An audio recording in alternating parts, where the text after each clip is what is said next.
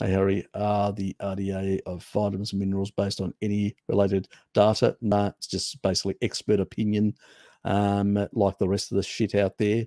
It's just nonsense.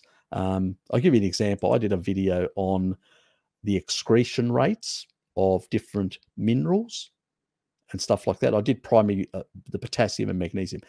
Potassium, we excrete 192 milligrams on average. Depends on your size as a person, how big you are. But on average, you're actually excreting about that. Magnesium is about 120 milligrams per day, 20 in the feces and 100 in the urine. And we know that this is actual mechanistic research where they've basically done the research. How much you excrete, how much you can absorb and stuff like that, all this sort of stuff. It's been done. We don't need fucking experts telling us. This has actually been done in a clinical setting. And what did they find? When you eat meat, you get more than enough magnesium. You get more magnesium than you excrete. You get more potassium than you excrete. You eat a big steak, you'll get basically something like well over a gram and a half of potassium. Well, you're only excreting 192 milligrams.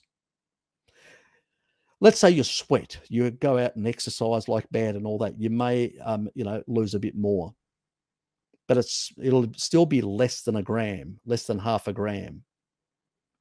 It'd still be basically like 200 or something like that.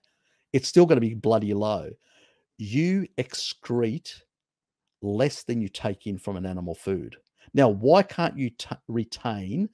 It's usually low insulin that you can't retain, or poor kidney regulation of electrolytes.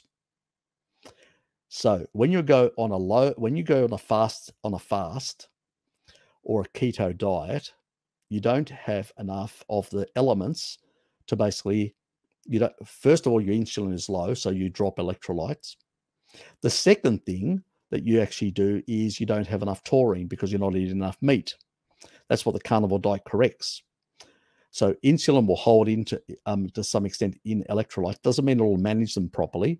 You still can actually get, not enough potassium or too much. At the cell membrane, your body's trying to maintain electroneutrality.